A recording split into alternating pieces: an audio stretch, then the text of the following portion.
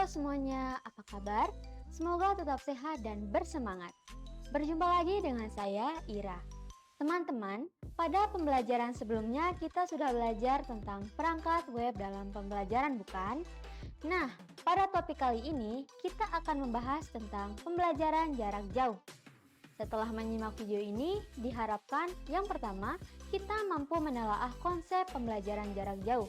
Yang kedua, kita mampu menelaah keuntungan dari pembelajaran jarak jauh. Pembahasan yang pertama yaitu mengenai merancang pembelajaran jarak jauh. Pembelajaran jarak jauh telah menjadi istilah populer untuk menggambarkan proses pembelajaran yang dilakukan melalui telekomunikasi. Menurut Desmond Kigin 2016, pembelajaran jarak jauh memiliki beberapa elemen kunci. Yang pertama, pemisahan fisik antara peserta didik dan guru. Yang kedua, program pembelajaran yang terorganisir dengan baik. Yang ketiga, teknologi komunikasi yang mendukung proses belajar. Yang keempat, komunikasi dua arah yang memastikan interaksi antara guru dan peserta didik.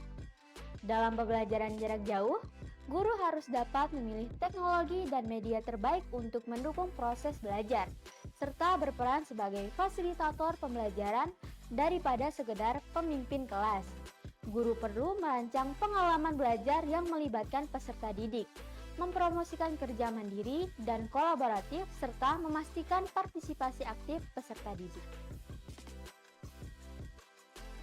Pembahasan yang kedua yaitu akses peserta didik ke sumber materi. Akses peserta didik ke sumber materi sangat penting dalam pembelajaran jarak jauh.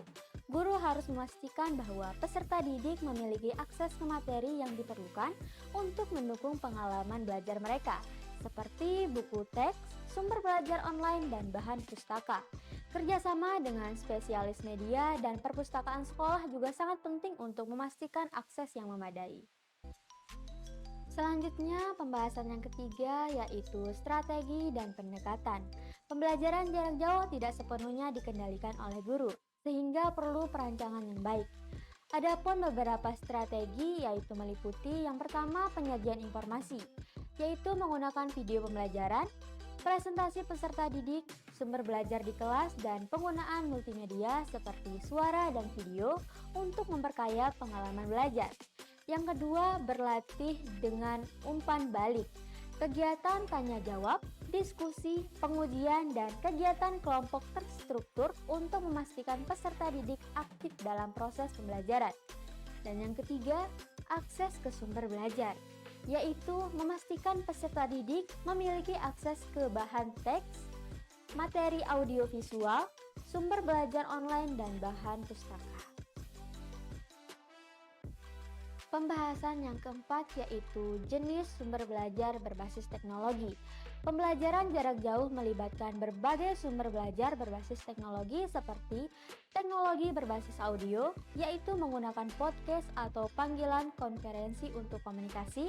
Yang kedua, berbasis video, yaitu video satu arah seperti presentasi dan video dua arah seperti konferensi video. Dan yang ketiga yaitu teknologi berbasis teks, yaitu menggunakan jaringan komputer dan internet untuk mengakses informasi dan berkomunikasi secara efektif. Selanjutnya pembahasan yang kelima yaitu keuntungan pembelajaran jarak jauh. Beberapa keuntungan dari pembelajaran jarak jauh antara lain yang pertama, berbagai media, yaitu menggunakan teks, audio, video, dan animasi.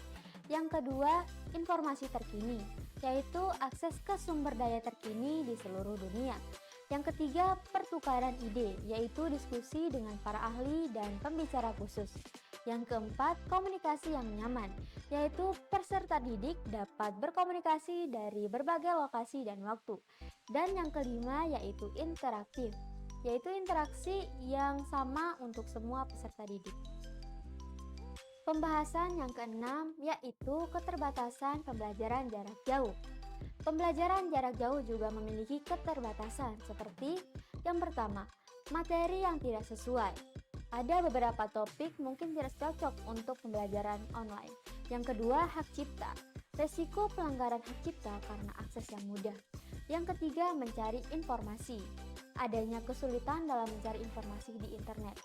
Yang keempat, dukungan teknis, yaitu tantangan teknis yang bisa membuat frustasi.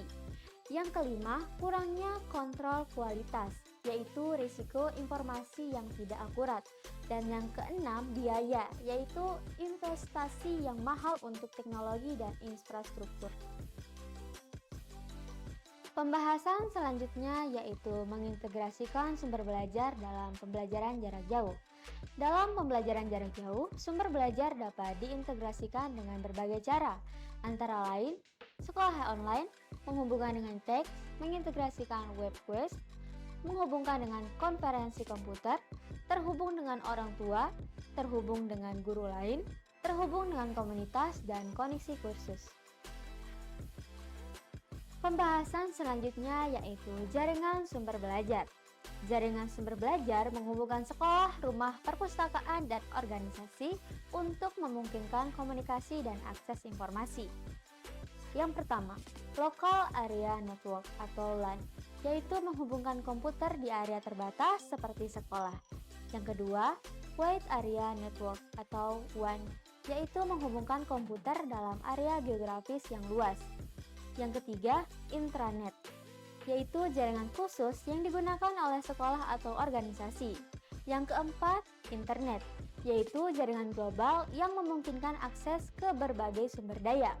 Dan yang terakhir yaitu World Wide Web atau WWW adalah jaringan yang memungkinkan guru untuk mengakses, melihat, dan memelihara dokumen yang dapat mencakup teks, data, suara, dan video. Pembahasan yang terakhir yaitu mengevaluasi sumber belajar online. Guru dapat menggunakan rubrik untuk membantu peserta didik mengevaluasi sumber belajar online dan memastikan situs web yang digunakan sesuai dengan tujuan pembelajaran. Jadi itulah materi kita tentang pembelajaran jarak jauh. Semoga teman-teman semua semakin semangat untuk mengeksplorasi pembelajaran jarak jauh ya. Yuk tetap semangat, sampai berjumpa lagi pada video selanjutnya.